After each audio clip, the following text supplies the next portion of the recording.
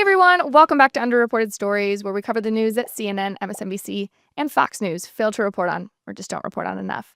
And joining me today is the host of Bongino Report Early Edition, Evita Duffy. Welcome, friend. Thanks for having me. Of course. Do you go by Evita Duffy, or do you use your new last name too? Technically, Evita Duffy Alfonso, but people call me Evita Duffy, and that's okay. Okay, that makes sense. What was the prompt for keeping both and hyphenating? I don't know, in hindsight, maybe I wouldn't have done it, but my mom hyphenated hers, and I just kind of did what my mom did. I don't know. Right. Nothing that deep. Yeah, that makes Yeah. sense. I like it. I mean, I changed my last name's not Clark anymore. It's my middle name now. So I feel like there's so many ways to do it now in Yeah, so true. 2025. Yeah.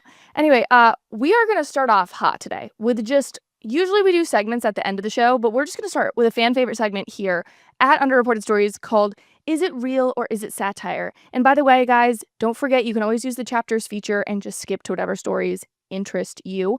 But is it real or is it satire? It is aptly titled. Because what we really do is we look at clips and we look at stories that make us wonder, is it real or is it satire? You cannot be serious! Okay, so this video comes to us courtesy of elected Democrats. Some context for you guys. So there's this trend on TikTok called Choose Your Fighter, where the theme music from, I believe it's Mario Kart. Correct me if I'm wrong, Evita, and you know about this. Yeah, I think it's Mario Kart. Although I didn't play, so I'm not sure, but I think you're right about that. Yeah, it's like one of the Mario games, either way. But it says Choose Your Fighter, and people will show you a different, the video will show you different people who are in fighting stances, and they just kind of bob up and down, just like the characters in Mario Kart do when you're picking them. And so the female Democrats on Capitol Hill decided to partake in this. Let's take a little look.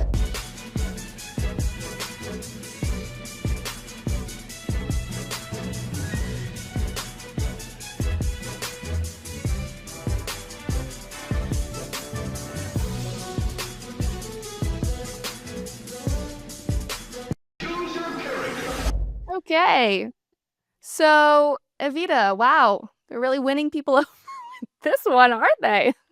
Listen, sometimes I think that they can't get any dumber with the way that they're messaging to the world, and then they do. And Chrissy, I mean, here's the thing. It's so good to use social media. I mean, this is what Trump did that was so incredible this last election cycle is he was going to alternative media, he was using TikTok, he was podcasting, he was doing it all right. There's a line between using social media and then also going too far and clowning yourself, making yourself not a serious person. If I'm looking at the leader of my country, I don't want to see them making really silly TikTok videos where they're bobbing up and down and really they're looking like idiots. They look like idiots. So Chrissy, I don't know. I don't think that this is a good look for them. I know what they're trying to do and it's just not playing very well. I think you hit the nail on the head, though, because it's about utilizing the app and coming on and doing what you do in a place where you have a lot of young eyes, which is what Trump did, where a lot of it seems to be Democrats, but honestly, you could say this across so many brands and marketing agencies in general, is that you have to hop on trends in order to be successful. And I think that's just a lie that people who are honestly, quite frankly, lazy take and buy into. And I did want to point out one thing, though. I don't know if you had a chance to slowly go through and read all of them. Guys in the audience, I would highly encourage you to go back to that video and slowly look at each one of the descriptions.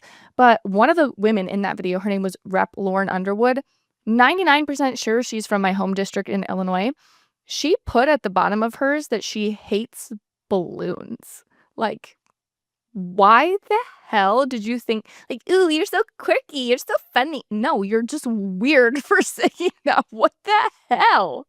No, so weird. I don't, again, Chrissy, I don't know what the strategy here is. And I'll say, I checked myself because you sent it to me. I was immediately cringe. And then I thought, okay, well, you know what? Maybe it's my bias coming in. I don't like any of those women. So maybe it's if this was Trump doing it with Tom Homan and my dad and Dan Bongino, I think it was really fun and cute. And then I tried to picture them doing it and I was like, no, you know what? I wouldn't think that's cute either. It's not a good look no matter what party is trying to do this little TikTok trend. It's just not working. Jasmine Crockett, by the way, she was in that video. She is the worst about this. Before the address that Trump gave this week, she had this video where she was lip syncing to Kendrick Lamar with this hateful caption about Trump in it. And I'm like, what does this have to do with this, with as well as the State of the Union, with this joint address at all. It has nothing to do with it, and it's so unserious. And it was kind of funny because I'm like, you know what, that checks out. Like, these people who are supposed to be running the country, they're actually just in their offices making TikToks. Like, that's actually what's happening right now, and it checks out with the way that they run things. I know, they're the ones giving TikTok a bad name. Like, we can go and we can utilize TikTok for good, as Donald Trump has exemplified to us. But goodness gracious, we don't need to use it to be cringy. Okay, I want to get into our stories. So here's what we have on our docket, guys. So funding for USAID has been slashed, and India's transgender population is very mad about these USAID cuts. Plus, a Democrat has proposed that Elon Musk may have stolen the 2024 election for Trump. And also, the Department of Education might be gone for good. So, without further ado, let's get into the 5 underreported stories that you need to know. Today's show is brought to you by my merch line, Based. I'm an independent journalist, and the best way to support this show is by purchasing a hat, a hoodie, or the new Based Not Basic tote, or really any item from the Apparel collection. Instead of asking you guys for donations to fund my independent journalism, my business partner and I created a line of merch called Based Apparel. Based means you're the opposite of woke. It means you're based in logic, you're based in truth. You get it. Head over to basedinlogic.com to check out our latest apparel. My personal favorite right now is the Based two-tone shirt. And remember, when you buy merch, you are directly supporting this show. Thank you, friends. Okay, Evita, first story. India's first transgender clinic has shut down operations after Trump cut USAID funding. So this clinic is called Mitra Clinic, started back in 2021, and the goal of it was to offer people in India who identify as transgender HIV treatment as well as support services. And then when Trump signed an executive order pausing all foreign aid for 90 days, these clinics had to shut down because we were funding them entirely. So I saw a lot of people very upset about this, mostly from Pink News. If you guys are at all aware of what that is, it's just like a very far left transgender positive outlet. And they were saying, oh, these people aren't going to have access to medical care. Lie and false. People are still going to have medical care. There's state-run, there's private hospitals that treat everyone.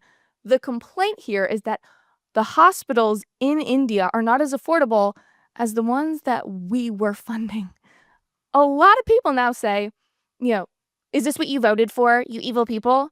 Honestly, yes, this is exactly what I voted for. Evita, does this make you second guess your vote? No, and that point in there that, oh, it'll be too expensive for these transgenders in India. I don't even know how this is a talking point for leftists when they're screeching and crying about not having free healthcare in this country. And frankly, on this issue, I agree with them. Why are we paying for healthcare for people in other countries if we're not paying for it here in the United States of America? And I'm not saying we should have free healthcare, but what I'm saying is if we're going to pay for it for anybody, should pay for American citizens, right? This is the same thing when I think about housing illegal migrants in New York City and paying for their food and their education and their shelter, and you have veterans on the streets. Where are our priorities? Who are we centered around? And this is what J.D. Vance was talking about with your circle, right? Who do you care about the most? And it's not that you're hateful of people on the other side of the world, but it's that your priority should be the people who you're responsible for. So in my life, that would be my husband, my brothers, my sisters, my parents at a more, a greater extent than, a lesser extent than the people that I work with, my coworkers, people in my community, in my church community. And then you go out to just American citizens and then further out. But leftists seem to have this distorted perception where their priorities are backwards, where it's everybody on the other side of the world. That's their number one priority. And then as you get closer and closer to home, they care less and less. Yeah, well, and it's so ironic because they claim that things are so bad here. Like, we live in such an oppressed society where women can barely show their face, while simultaneously, like, we just have so much money. We're so lucky and blessed. We should spread it around the world. I'm like, oh, pick a lane. But I wasn't the only one that thought that. I was scrolling through the comment sections on a lot of these videos solely about this India transgender story, and I saw the same comment kind of over and over again. This one in particular reads, not a Trump supporter, but India can support their own people, not America. I just don't think that this is actually as controversial as it's made out. So what do you think the point is of the media trying to make this controversial? Yeah, I mean, it's a good question. I think we have to look at actually what they were funding, right? It was like trying to make, healthcare for transgender identifying people. They were also funding atheism in Nepal. What we were exporting was leftism. So the corporate media, who are made up of the vast majority leftists, especially at Pink News, which is where you got the story from, they care about exporting their ideals all across the world. The Trump administration has very rightfully identified these exports, these cultural exports, as not actual American values rooted in Christianity, which is what the founding fathers intended. So what we're saying is no. I mean, and I'm not. I think we have to think about it, right? Like what is the purpose of foreign aid, and how should we be handing it out, doling it out? But if we're gonna do it, it has to be cultural exports of authentic American values rooted in traditional values, which is who we are. And if it's not that, I don't want it. And the reason that these media personalities are making a big deal about it is because they want their views, which they're poisoning here in this country, spewed all across the world.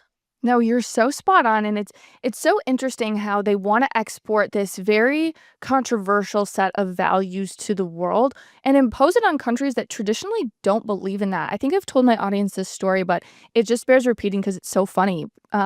I think it was my senior year of college. We were tasked with becoming an NGO, and our fake NGO had to pick a country and pick a topic, and we were going to go in and like help, just similar to like being USAID, going into India and starting transgender clinics.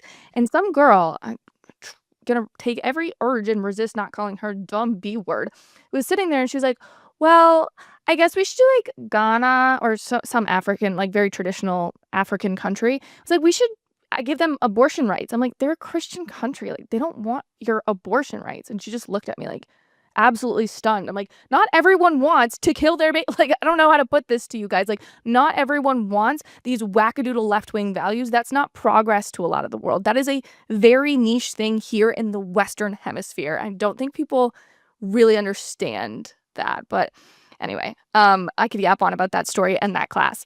But speaking of controversial, I want to get on to our next story because you're gonna eat this up, guys.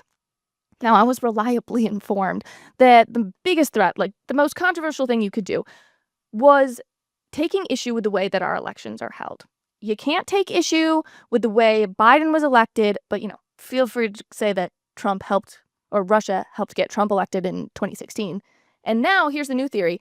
Elon Musk allegedly helped get Trump elected back in 2024. Did you hear this one, Evita? Yeah, I can't believe it. And I know. yet, actually, I can. No, I know. Okay, so I'm going to pull up the clip for you guys. This is Democrat Maxine Waters suggesting in a video clip that Elon Musk stole the election with unnamed technology for Trump, and she's allegedly investigating whether Elon rigged the election. Let's watch. Turned it over to him. And we don't know everything that Elon Musk has done with his high technology ass. We don't know what he's being accused of by some as it may relate to the election. But we're not going to give up in investigating and finding. Okay, she's an absolute nut job. I have not heard any rumblings about this. Do you have any idea what she's talking about? Chrissy, this is the playbook. I mean, what was Russia collusion, right? Like, oh, Trump, he was installed by the Russians and he's an illegitimate president. I actually did this. I did this great reporting trip that the Federalist let me go on. I went to an Obama rally and I asked people outside of this rally, and this was like, so I say it's an Obama rally. It was a rally for Biden back when he was still in the race, and it was like Obama supporting him or whatever. And and I asked everybody outside, I'm like, what's the most important thing in this election cycle? Like, what's the number one issue? And they all were saying election denialism, like the subversion to our democracy. And then I said, well, were you upset when Hillary Clinton and Kamala Harris and Maxine Waters and all these Democrats denied the 2016 election, and they were all stunned because they all just have like memory loss about it. But this idea that only Republicans deny elections or question the system is patently false. Here is Maxine Waters doing it again after 2016 and after 2020, and all of these lies that Republicans are the only ones who would dare question the integrity of an election. Yeah, and I gotta be just like, I'm an honest broker. Everyone in my audience knows that I'm happy to call out the right, and I have no problem doing it. The right and the left do this exact thing that Maxine Waters does, where they see conspiracy theories and they legitimize them by discussing them. Let's just call it that, discussion. I don't think there's anything wrong with discussing them. I don't think there's actually anything wrong with Maxine Waters saying, I heard this criticism that Elon Musk may have stolen the election. But I think those things, A, deserve evidence, and B, deserve caveats and listener notes that these are, in fact, conspiracies. Like, we talk about those things a lot on the show. There was a recent episode that we did where we talked about this absolutely whack job lady in Pennsylvania claiming that Josh Shapiro, the governor, somehow was part of the plot to kill Trump at the Butler rally, which there's no evidence to it. And so I said, hey guys, no evidence to this. I wanted to go through a lesson of media literacy, bring this up to you guys and explain to you why I don't believe it. But hey, it's a conspiracy. It is a theory. How do you do, like, you're a host of a show too. How do you toe that line where you're not Maxine Waters, but you're not a hypocrite? Yeah. Oh, it's such a good question. Well, Chrissy, I actually had an interesting thing happen today where I was covering Pizzagate, right? And Pizzagate, there's all of this controversy around it, right? Because there were a lot of lies around Pizzagate, right? And there were like crazy things like Hillary Clinton is running a child pedophile sexual ring out of a pizza parlor in Washington, D.C. Like, that's crazy. And some guy actually showed up with a rifle and shot inside the restaurant. And it became this moment where everyone was like, oh, conspiracies are really bad.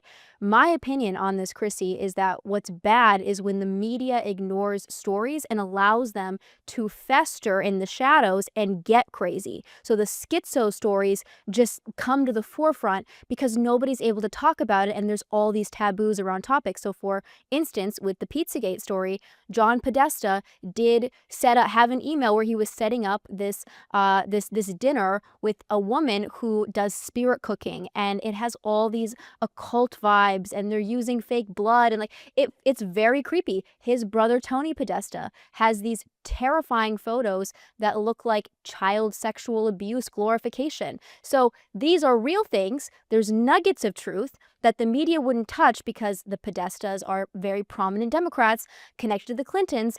And then because of that, crazy people on Reddit and 4chan take that and it blows up into something insane. And so I totally agree with you, Chrissy. I just think we have to be able to talk about things. And if there's a conspiracy and it's crazy, let's talk about it and debunk it and be honest about it instead of ignoring it and letting it fester in the shadows. Yeah, you're so right. And I think that goes to a lot of things. Is like it's very controversial to talk about, but like Andrew and Tristan Tate are back in the US, and you can love them, you can hate them, you can whatever you feel about them. I'm not a personal fan, to say the least.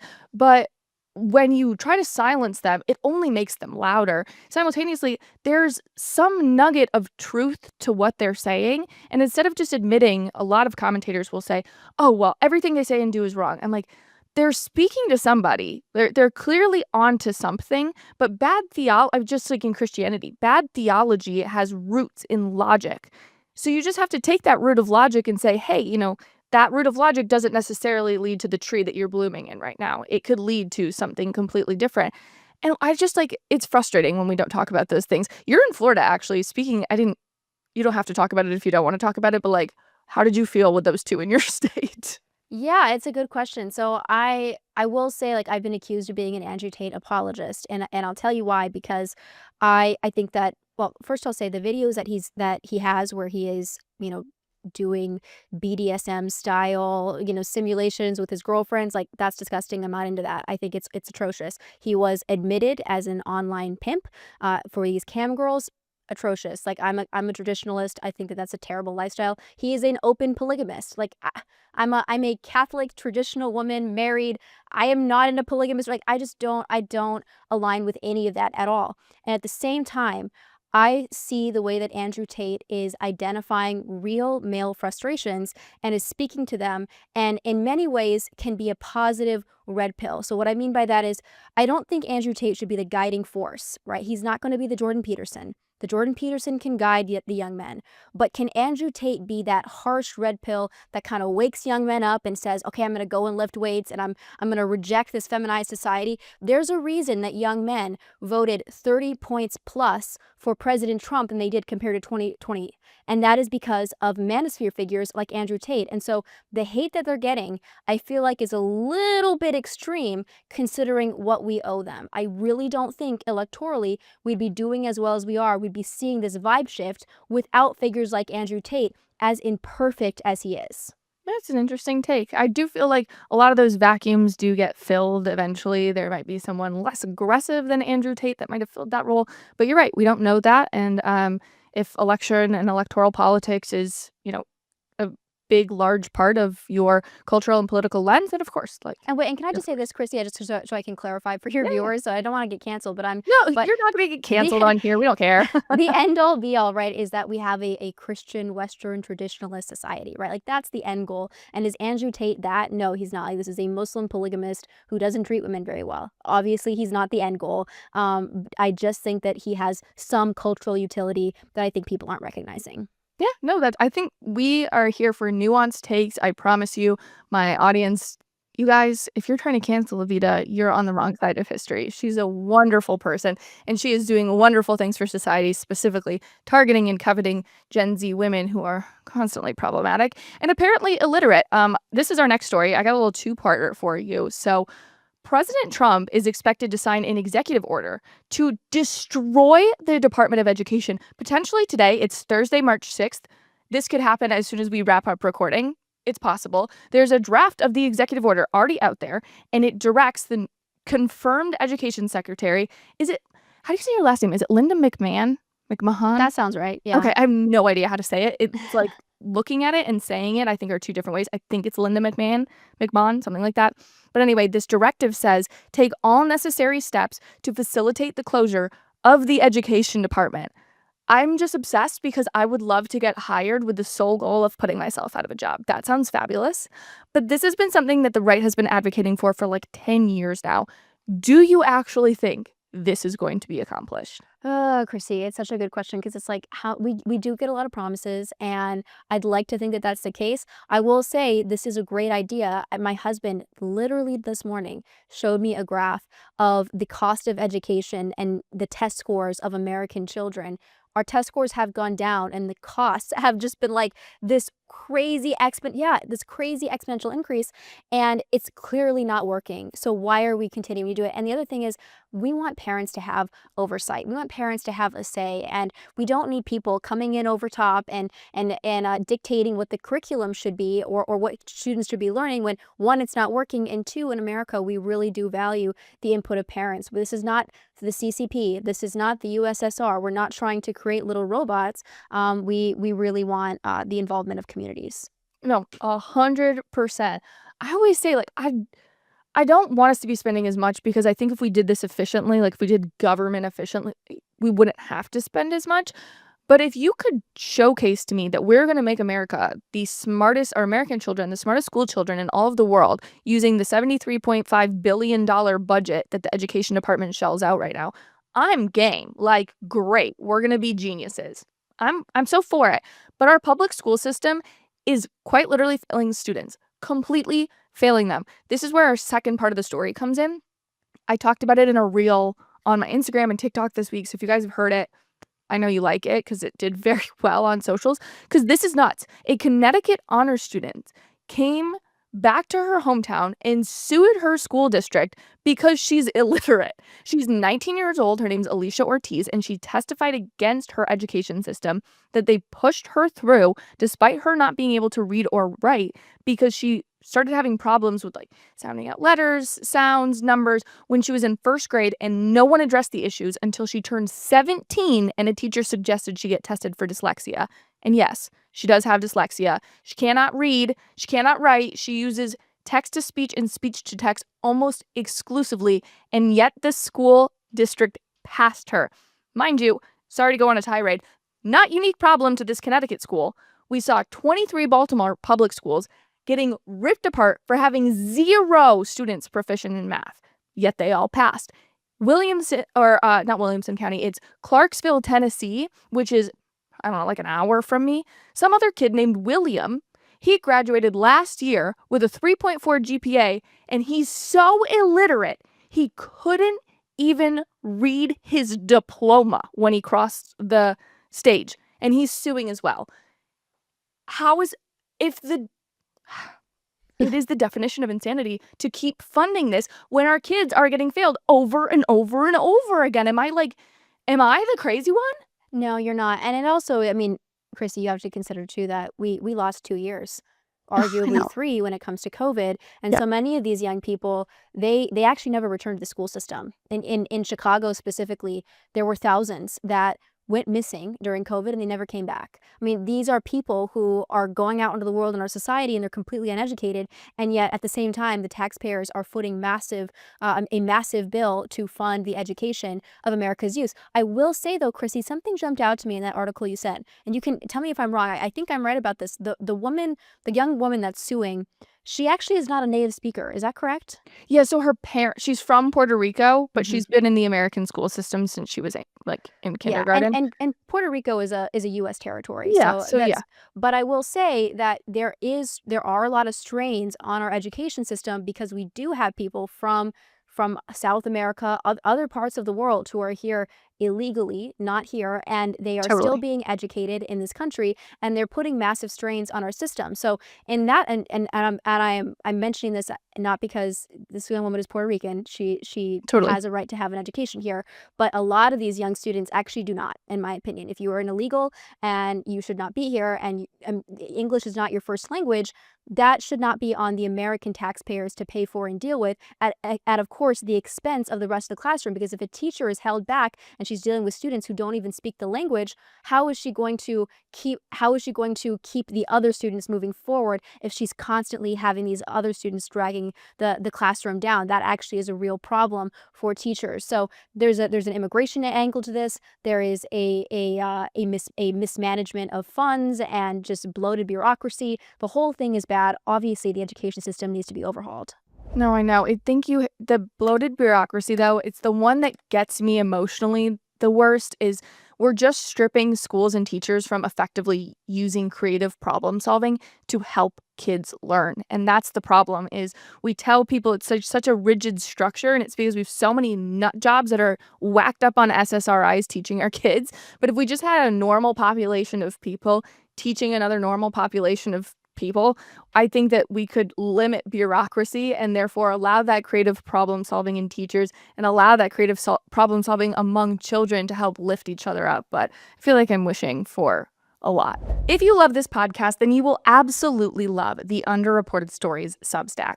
It's an email sent straight to your inbox Monday through Friday. You'll get an in-depth analysis of stories that are underreported, hot takes from me on the biggest news of the day, and Underreported Wrapped, where I'll let you in on personal updates, big news that flew under the radar, and you'll get a few pictures from America's Goodest Boy, my dog, Harper.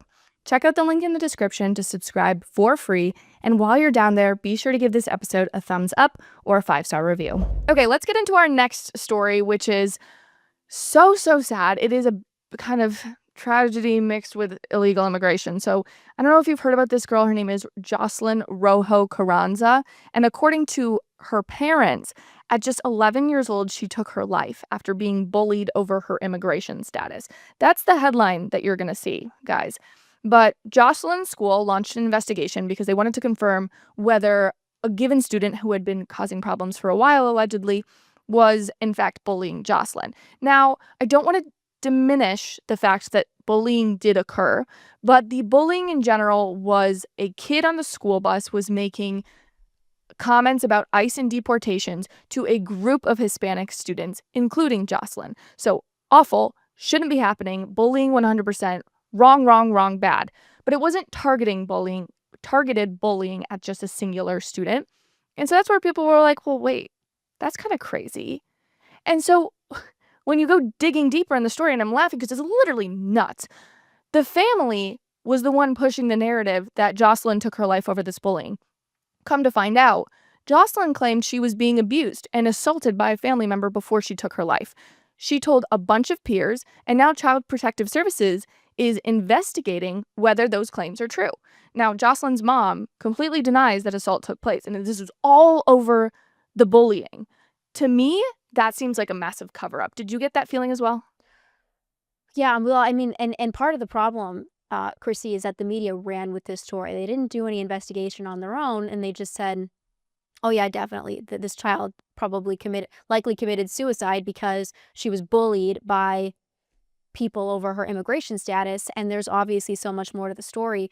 And it was almost, I think it was almost, it felt almost diminishing to me of a child that would make that decision. I mean, 11 is a really young age to take your, I mean, you hear about it in kids in their teens, but 11, and you're not even a teenager, she's a preteen, and it's something really serious that would drive a child like that to do it. And a couple kids on a bus, like, I don't know, that doesn't seem like it, and that doesn't seem like what it was. And I also think, Chrissy, this is coming from a party that is kind of abusive to children on its own, right? I mean, what is child, mutilation and hormone replacement therapy before they can even, before they can even buy a scratch off ticket? What is, minor attracted persons? That's what the leftists want to turn pedophilia into a sexual attraction in many cases. Not all of them, but a lot of leftists, too many leftists want to do that. And so I just found that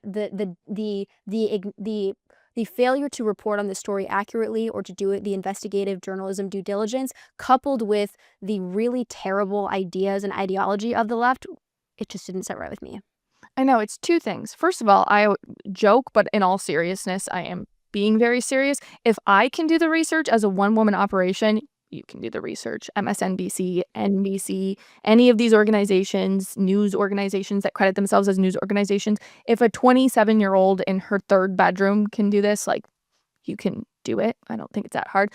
But second, I just feel like the media writ large is so accustomed to just like taking the story, regurgitating it onto paper and calling it a day, or regurgitating it onto WordPress, whatever, that they don't stop to question it.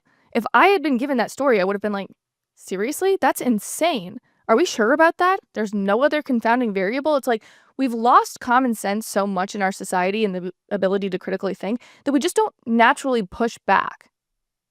No, we don't. And it is totally a failure on the part of journalism. And you have at the same time the gatekeepers of the media apparatus coming in, and they're furious at Elon Musk for saying things like, "You are the media now." That's what he's doing on X. And it's kind of like, well, you guys have lost your privileges, right? Like, you guys can't be the gatekeepers of truth anymore because you lie all the time, or because you omit the truth, or because you fail to do your job. This is what you have created. This is what MSNBC, anybody in the corporate media. You've lost the trust of the public. And here's the other piece of this too, Chrissy. And a lot of it has to do with access, right? They want to continue to have access to the government, the deep state, other powerful people in the world, so they can get exclusive stories. And that doesn't mean that you are beholden to your viewers, to the truth, to the craft of journalism. You are instead forming your opinions and putting out content that will continue to give you that access. And this is what independent journalism, what alternative media, what social media has done, is just take away all that power from them. Because people like you and I on Rumble can get a lot more views than they are on an article in CNN.com. Oh, 100%. I actually didn't realize how low the threshold for a lot of this was. Low relative to having, hundreds of thousands of followers. I didn't realize how low the threshold was for a lot of these news outlets that people are raking in, double, if not triple these numbers in independent media. It actually shocks me. But speaking of the media, I want to get to this last story, which I didn't tell you how I was planning on talking about this story, but I'm going to be honest, this last story really irked me, and I don't know if you're going to feel the same way, which is why I picked this story, because I was hoping maybe we wouldn't agree on this. So there's this article put out by the Federalist, which is actually how Evita and I met, was from both working at the Federalist, and it's titled, "Why is Fertility-Tracking App Natural Cycles Promoting Abortion to Pregnant Women?" Now, I'm going to be awkward and candid a little. I use natural cycles. It's basically, if you've never heard of it, it's non-hormonal birth control. So I have this ring on my finger. It's called the Or ring. And every morning when I wake up, it takes my internal temperature. And then using that temperature, it'll tell you basically like when to avoid intimacy if you're trying to use it as birth control, or when to be intimate to get pregnant without sharing too much. So what you need to know about the app is that there are two settings, obviously. There's a birth control setting as well as a pregnancy setting. And so this article from the Federalist alleges that a friend of the author, this author is a wonderful human being, so I feel so bad going after her, but the author's friend got pregnant and the app started promoting abortion to her. So obviously I went on my phone and I was like, well, I've got to see what happens if I tell it that I'm pregnant today. And if you tell the app that you are pregnant, when you are in the I'm trying to get pregnant version of it, it will tell you, congratulations, we're so happy for you. But if you tell the app that you don't want to get pregnant and then you get pregnant, it provides you with a list of options because you told it you didn't want to get pregnant and then you got pregnant and then it's like, well, you didn't want to get pregnant, so here are all these options for you. And I think we can have a good debate about whether society should do a better job at like cheering for all pregnancies.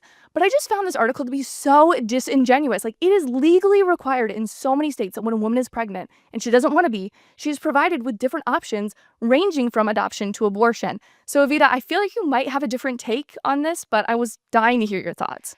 Well, the app, I think, it's FDA approved, right? Like, so there's a government element to this as well. So I'm sure there's going to be a lot of restrictions to what it can and can't do. I don't know exactly what they are, but that they would have to tell you that here's how you can get an abortion so actually, Chrissy, I'll tell you this. You sent me that. And I downloaded the app. I was like, what's this all about? Like, I was actually fascinated by it. And you're right. They asked me two things. They said, I'm trying to get pregnant or I'm not trying to get pregnant. And you can click either one. And it makes perfect sense that if you say, I'm not trying to get pregnant and you get pregnant, the app will prompt you with abortion and other options, whatever that is. So I'm not surprised by it at all. Chrissy, I will say the story here isn't that this app does this because it's predictable and it's probably legally required to do so. And natural family planning is a great thing. And so I don't think we should be attacking any kind of company that is promoting it because there are a lot worse things out there. Let's go after Planned Parenthood. The thing I'll say is if we were a good society and we really valued life and children, we would never have that response. It would never even be conceivable that abortion is a thing in any part of the country. And in fact, it is. And in places like New York City, right, it's up until birth. That's how radical they are. Roe v. Wade doesn't get rid of abortion. Roe v. Wade just leaves it up to the states, and the states can be as radical as they want to be. And in many cases, they are very radical, like gory, horrifically radical. And there is something to be said, Chrissy, about Christianity and human sacrifice. And if you look throughout human history, pagan societies have always been somehow involved in sacrifice, in human sacrifice, in the discard and destruction of human life. They don't value it. In the Aztec Empire, you had the sacrifice of children. They would sacrifice children and they would purposely rip their fingernails out so that their tears would wet the floors of the temple.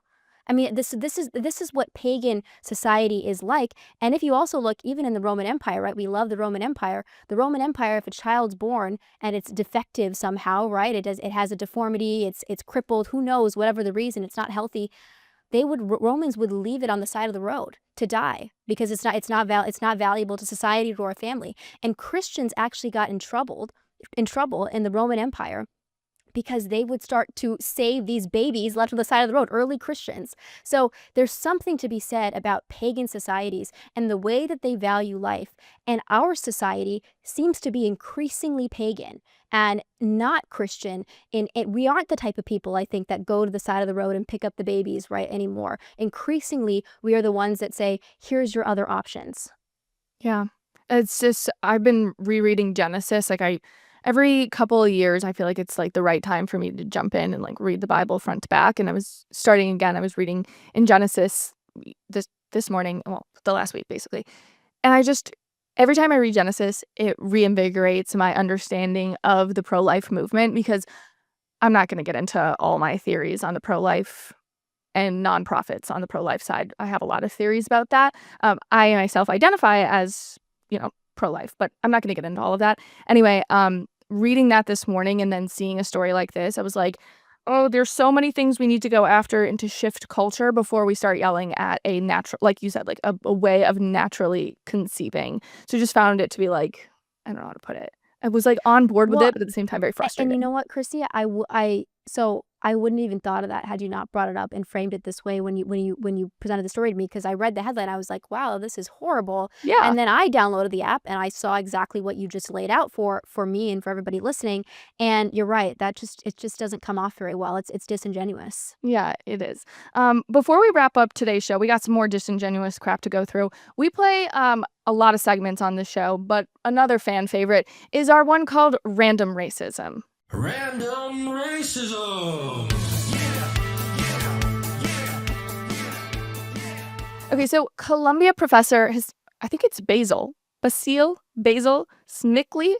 Gosh, that's just unfortunate to begin with. But anyway, Basil Smickley, whatever his name is, went on MSNBC and claimed that Doge, saving taxpayer money, is somehow racist because it targets governments that were once led by Barack Obama and almost elected Kamala Harris. Watch this. There are people who are charged with trying to find savings. So yes, it's an attack on government, but it's also an attack on this government. What I mean by that is it's an attack on this government that used to be headed by a black man. It's an attack on this government that almost elected a black woman to the highest office in the land. It's an attack on a government that has been more welcoming and more supportive of people who have come to this country in search for a better life. That is truly the most random racism I've ever seen. If this is the left's argument against cutting waste, fraud, and abuse, like, they're losing. Well, maybe it's a Freudian slip, Chrissy. That's what I thought when I read that, when I saw that clip, because he's saying, oh, well, this is a government that was run by a black man. I'm like, who? Joe Biden? Like, Joe Biden's not black. But then, Chrissy, you think that Barack Obama was one of the first guys who stuck around D.C. after he left office. So is he saying that Barack Obama was running the Joe Biden presidency? And it's possible because Joe Biden's brain was mush, right? Like, No, I didn't even think about it that way. so maybe it's a Freudian slip here, Chrissy, and he is admitting to all of us that Obama is behind the scenes. And I wouldn't be surprised, because look at what Doge and this entire Trump admin is trying to dismantle, right? It's the worst of the worst DEI, dark days of woke. Like, Obama is everything wrong with America right now. Like, the safe spaces, the DEI, just the racializing of everything. Race relations got so much worse after Obama was elected. Now we're trying to dismantle everything. There's a vibe shift happening, but I think that this really is personal for a lot of people who rightfully view Obama as the creator of this government. He and also, I think, a cultural driver that we're currently dismantling with this vibe shift. Yeah, I see that, but then I also look back at some of Obama's comments, and there was this video I was watching on TikTok like 2 nights ago or something like that, of Obama saying, like, if you're an illegal immigrant, you're going to have to work for your immigration status. Like, you're going to have to get behind people in line who are coming here illegally. You're going to have to do X, Y, and Z. You have to earn your citizenship, which was so radical back in the day, and now is considered, like, basically part and parcel of the right now.